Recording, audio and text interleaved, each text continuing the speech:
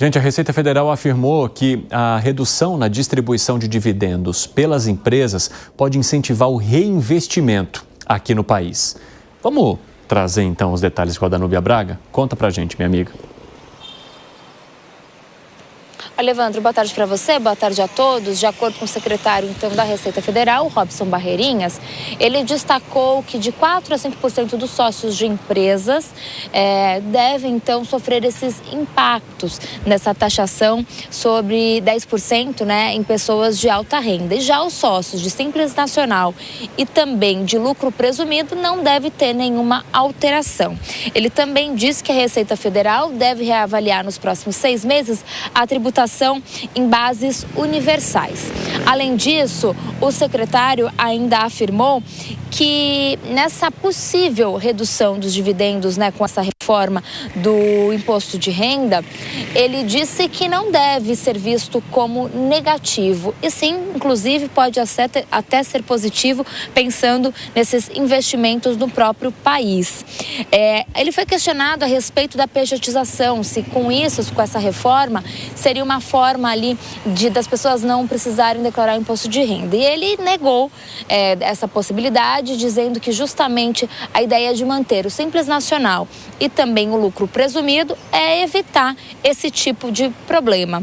Todas essas declarações foram dadas, então, durante a Comissão Especial da Câmara dos Deputados, que tem avaliado, então, a reforma do imposto de renda, que isenta pessoas físicas que ganham até R$5 mil e também teria uma taxação em pessoas de alta renda. Volto com você, Evandro. Obrigado pelas informações.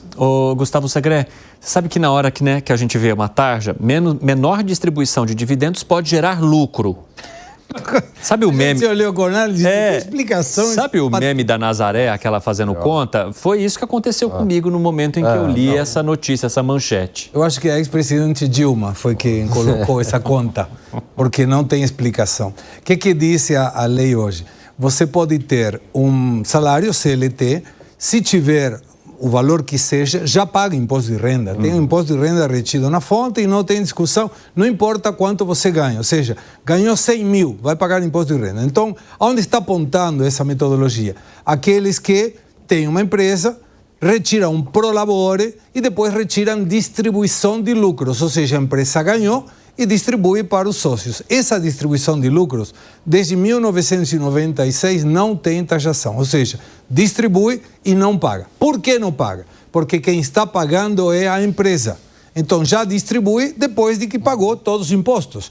Nós temos uma sociedade, ganhou dinheiro, a empresa pagou o imposto, distribui com os sócios na proporcionalidade da sociedade ou nas limitadas pode ser uma distribuição desproporcional também.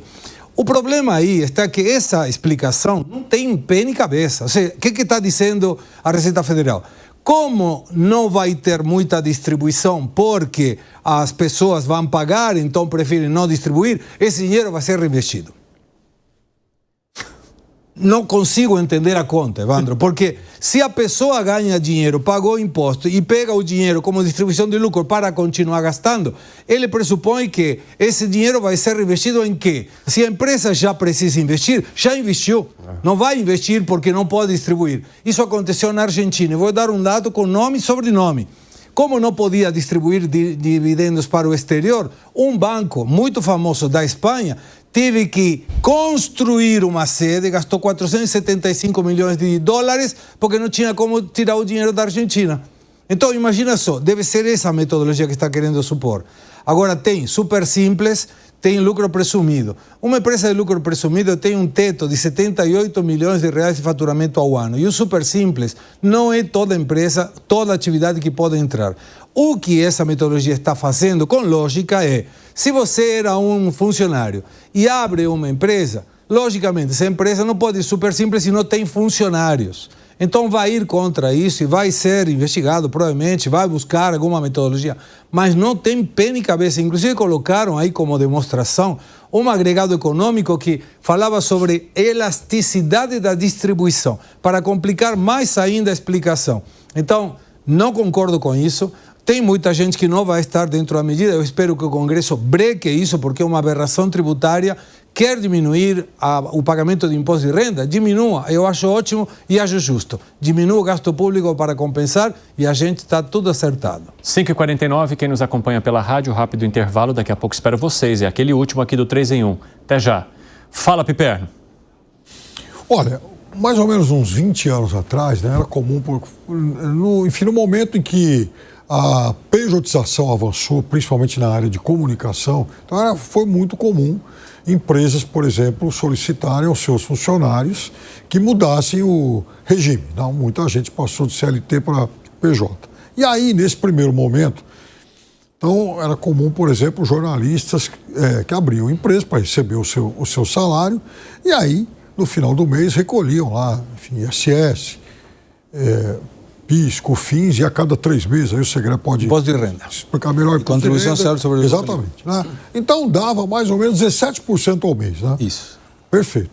Mas aí, todo mundo começou a encontrar buracos nessas regras e, de alguma forma, todo mundo passou pro simples. E não foi só na comunicação, foi em várias outras atividades. Então, o que acontece? E, por exemplo, vamos imaginar um médico. O médico recebia lá, sei lá, 50 mil reais por mês CLT. Aí ele também passou para o super simples.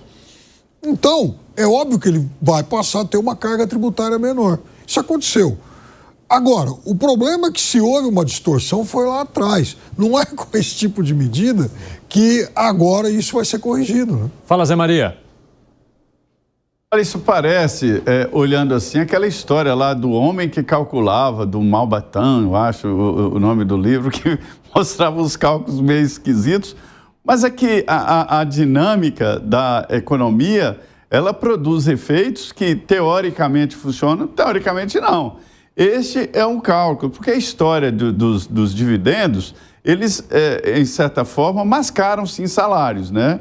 Então, hoje, com a nova maneira de trabalho, que as pessoas chamam de pejotização, e que eu acho um termo pejorativo, não é isso, é a nova maneira de trabalho. O mundo mudou, a economia mudou, a CLT prende os trabalhadores num sistema que não é útil até para o trabalhador, né?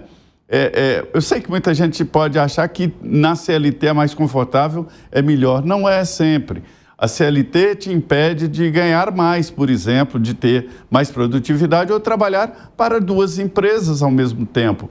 E com a pessoa jurídica você pode fazer isso. Não tem FGCS. Contrata, ou deposita numa poupança ou numa aplicação o seu fundo de garantia, que na realidade é isso.